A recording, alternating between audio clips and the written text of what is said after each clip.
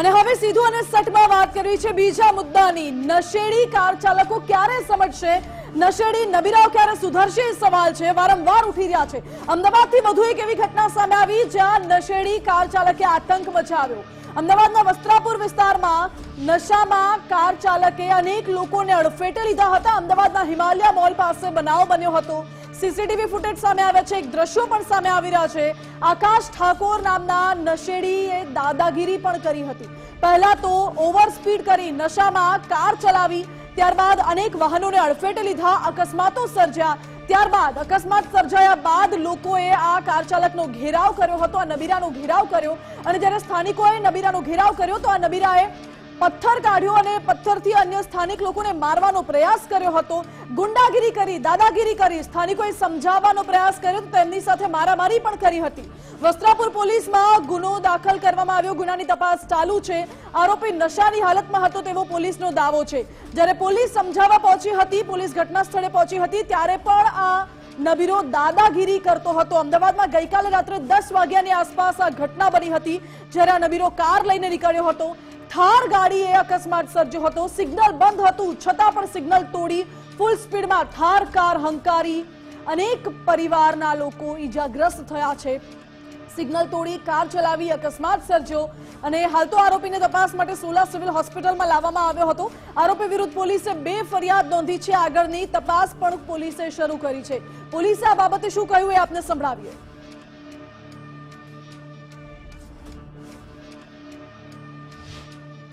कल रात्रे 10 वाग्यानी आसपास पापा लोइस ड्राइविंग रोड पर है, जाहिर रोड पर एक थार गाड़ीना चालक है हरेशभाई उर्फे आकाशभाई प्रतापजी ठाकोर है। तेओ पोतानी थार गाड़ी लई अने आ कामना फरियादी है पीरकभाई नारायणभाई मोदीनी गाड़ीना पाछळथी टक्कर मारता आ कामना फरियादी नीचे उतरीने एमने समजाववा गेला कि भाई आ रीते गाड़ी बेदरकारथी चलाई मारी गाड़ीने तमे नुकसान करेलुं छे। तो आ कामे आरोपी एकदम मुश्केराई जई અને જેમ ફાઈમ બોલતા આ કામના ફરિયાદીના પિતાશ્રી પણ વચ્ચે આવેલા, તેમની સાથે પણ એમને બોલાચાલી કરી। આ દરમિયાન આજુબાજુના પબ્લિકનું ટોળું ભેગું થઈ જતા હોબાળો થતા તેમાંથી કંટ્રોલનો મેસેજ જતા સ્થાનિક પોલીસને જાણ થતાં સ્થાનિક પોલીસ તાત્કાલિક ત્યાં પહોંચી ગઈ। સ્થાનિક પોલીસ ત્યાં પહોંચી ગયા પછી આ કામના આરોપીનો કબજો લીધો અને પ્રાથમિક દ્રષ્ટિએ એવું જણાયેલ કે આ કામના કોઈ નશો કરેલો છે અને તે દરમિયાન ઝપાઝપીને એ બધું થયેલું હોય તે આરોપીને લઈ અને પોલીસ સ્ટેશન આવતા એમના વિરુદ્ધ પીધેલાનો કેસ કરેલ છે।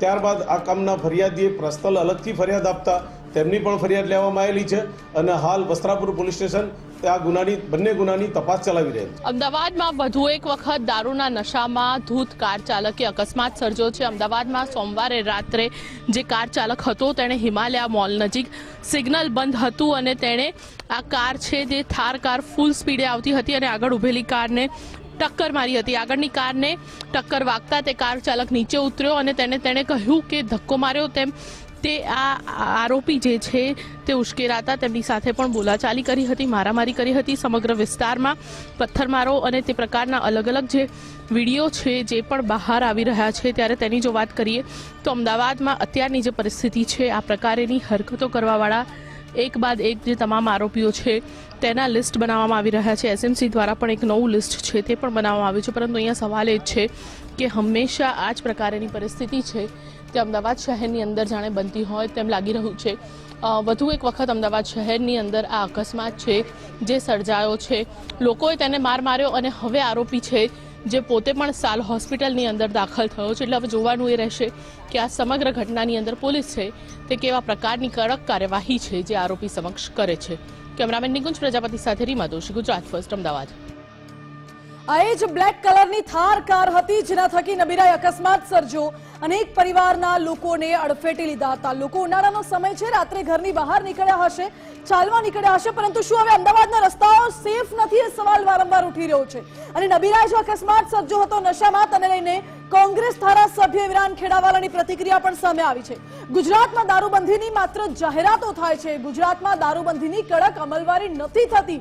નબીરાવ દારૂ પીને બેફામ ડ્રાઇવિંગ કરે છે અને બાદમાં તંત્ર જાગે છે।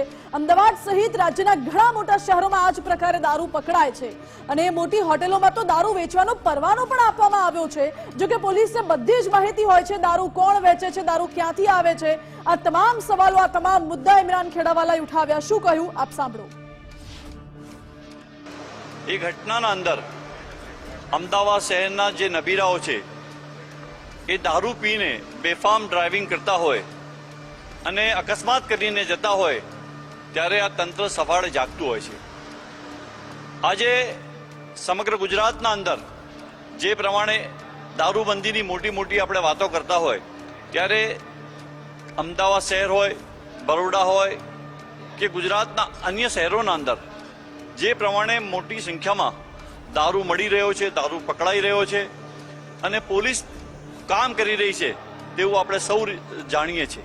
પરંતુ દારૂબંધી હું સમજું છું કે ગુજરાતના અંદર જે પ્રમાણે દારૂબંધીનો અમલ થવો જોઈએ તે પ્રમાણેનો ગુજરાતના અંદર દારૂબંધીનો અમલ નથી થતો। 2 નંબરનો દારૂ અને જે પ્રમાણે વેચાઈ રહ્યો છે અને જે આમાં ઇન્વોલ્વ જે લોકોનો છે દારૂ વેચવાના અંદર, એ લોકો બેફામ રીતે દારૂ વેચતા હોય છે। પોલીસને બધી માહિતી હોય છે, પરંતુ ક્યાંક ને ક્યાંક હું સમજુ છું કે રાજકીય પીડબણના હિસાબે હું સમજુ છું કે એ લોકોને પોલીસ પકડવામાં નિષ્ફળ રહેતી હોય છે। ઇમરાન ખેડાવાલાએ આક્ષેપો તો કર્યા છે, પરંતુ એ પણ આપણે જાણવું જરૂરી છે કે રાજ્યમાં આ પહેલી ઘટના નથી। અગાઉ પણ ઘણી વાર આ પ્રકારે નબીરાઓ દારૂ પીને નશાની હાલતમાં ઓવર સ્પીડિંગ કરી ચૂક્યા છે।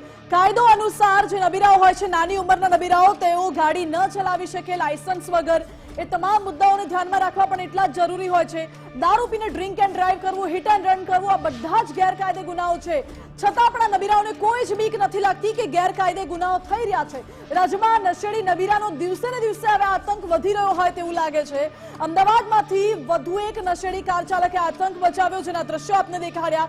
આકાશ ઠાકોર હતું એ શખ્સનું નામ, એ નબીરાનું નામ, જેણે દાદાગીરી કરી અને અકસ્માતની હારમાળા સર્જ્યા બાદ ગુંડાગીરી પણ કરી હતી।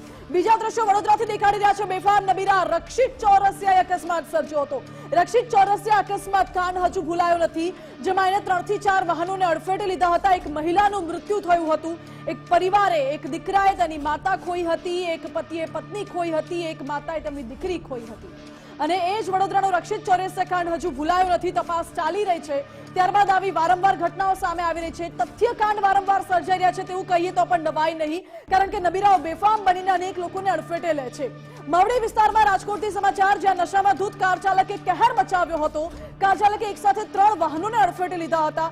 અને બીજી તરફ રાજકોટમાં પ્રમુખ સ્વામી ઓડિટોરિયમ નજીક અકસ્માતના દ્રશ્યો પણ છે। પ્રમુખ સ્વામી ઓડિટોરિયમ નજીક નબીરાએ અકસ્માત સર્જ્યો હતો અને ફૂલ સ્પીડમાં ગાડી ચલાવીને અકસ્માત સર્જ્યો હતો। આ નબીરાઓને એવો તો શું શોખ છે, શું રોફ જમાવવાનું છે કે લોકોના જીવ લેતા પણ કે અનેક વાહનોને અડફેટે લેતા પણ તેમને કોઈ ખચકાટ થતો નથી? એ બધા જ સવાલ ઉઠી રહ્યા છે।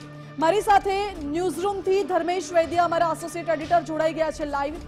ધર્મેશભાઈ, સવાલ થોડો સેન્સિબલ હવે એટલા માટે ઉઠી રહ્યો છે કે આ નબીરાઓમાં શું હવે માનવતા મરી પરવારી છે? શું હવે સમાજમાં એ સંવેદનશીલતા રહી નથી કે અનેક લોકોને અડફેટે લેતા કોઈનું મૃત્યુ થાય તો પણ આ નબીરાઓને કશું જ ફરક નથી પડતો? હજુ તો ખીલીને ફૂલ પણ નથી થયા।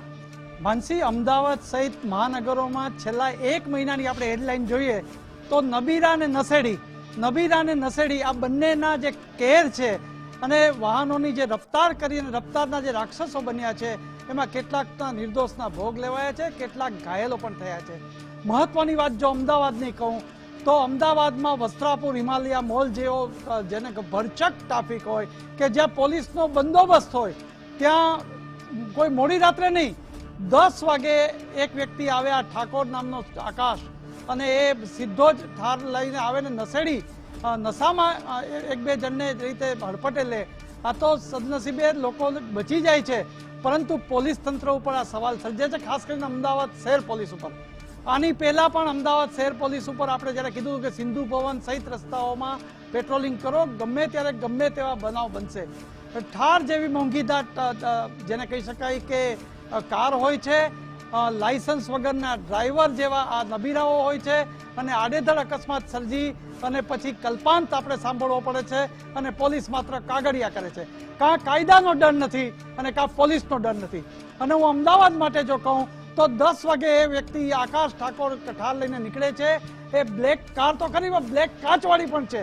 સામાન્ય માણસે હેલ્મેટ ન પહેરી હોય તો તમે એને મેમો આપો છો, તો બ્લેક કાચવાળી તમે એનું વિઝન જે છે એની જે કાર્યવાહી થવી જોઈએ એ પણ કરતા નથી. એને કારણે એ પોતે નશાની હાલતમાં નીકળે છે અને પોલીસની હાજરીમાં લોકોએ તો મેથી પાક આપ્યો, પણ આવું કેટલા દિવસો સુધી, કેટલા વર્ષોથી, જ્યારે હું તો એમ માનું છું 1 વર્ષથી અમદાવાદ શહેરની શિથિલતા પોલીસની પેટ્રોલિંગ ઉપર સવાલ સર્જે છે.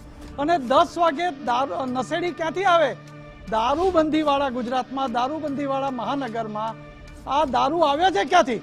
હમણાં તમે બુટલેગરોની યાદી બનાવી, બુટલેગરોના ઘર પાડી નાખ્યા, એના ગોડાઉન તોડી નાખ્યા, તો પછી બુટલેગરોની કેમ કમર બાંધતી નથી? આ સેકન્ડ નંબરના બુટલેગરો છે કે જે દારૂ વેચે છે, એ નબીરાઓ નશો કરી અને આ રીતે નિર્દોષ વાહનોનો ભોગ લે છે કોઈના. આ એક મોટો સવાલ છે. તાજેતરમાં જ અમદાવાદના મ્યુનિસિપલ કમિશનર ક્રાઇમ બ્રાન્ચમાં ગયા હતા અને એના અગાઉના પોલીસ કર્મીઓ અને કમિશનર જે કામ કરી ગયા હોય અગાઉના, એમનો એને ઉલ્લેખ કર્યો હતો. પણ હવે સાહેબ હું આપને કહું છું કે હવે બદલીઓ કરી, સ્થળાંતર કર્યું, નવા અધિકારીઓ મૂક્યા, પણ રાતની જે ખાસ કરીને ઉનાળામાં લોકો સલામતીને કારણે, મહત્વની વાત એ છે ગરમીને કારણે કોઈ વિસ્તારમાં જતા હોય અને આ રીતે વાહનની અડફટે મોત, એ ક્યાં સુધી યોગ્ય? એ તમે પણ સવાલ કરજો. સલામતી કઈ રીતે રહી અમદાવાદ વાસીઓની, આ ખૂબ જરૂરી છે. અને આ જો નશેડી આવ્યો તો એ દારૂ ક્યાંથી આવ્યો હતો? ગિફ્ટ સિટીમાંથી પીને આવ્યો હતો? ક્યાંથી આવ્યો? ધર્મેશ, આ બધા જ સવાલો વારંવાર ઉઠતા આવ્યા છે. શું હવે ગુજરાતના મહાનગરો સેફ નથી રહ્યા? એ સવાલ પણ વારંવાર ઉઠતો આવ્યો છે. ધર્મેશ, આભાર આપનો. પોલીસ તો તેમનું કામ કરી જ રહી છે, પોલીસ પેટ્રોલિંગ કરી જ રહી છે. દર વખતે પોલીસ ઉપર સવાલ ઉઠે છે, પરંતુ આ વખતે તો રાજ્યમાં અમદાવાદની જ વાત કરવામાં આવે તો 400 થી વધુ પોલીસ કર્મીઓની બદલી ટ્રાફિક પોલીસ વિભાગમાં કરવામાં આવી છે. એટલે પોલીસ તો કામ કરે જ છે, પરંતુ એક સમાજ તરીકે, એક માતા પિતા તરીકે ક્યાં એવા સંસ્કાર ભૂલાઈ જાય છે કે આવા નબીરાઓ આ રીતે દારૂ પીને બેફામ કાર ચલાવે છે અને તમને કોઈનો જીવ જતો રહે કે કોઈ અડફેટે આવી જાય તો કોઈ ફરક નથી પડતો, અને છતાં પણ બારે આવીને રોફ જમાવે છે. આ બધું આપણે અંદરથી વિચારવાની જરૂર છે, કોઈને પૂછવાની જરૂર નથી. આ સાથે સીધું અને સટમાં અત્યારે બસ આટલું જ. આવા જ મુદ્દાઓ સાથે ફરી મળીશું. મને રજા આપશો.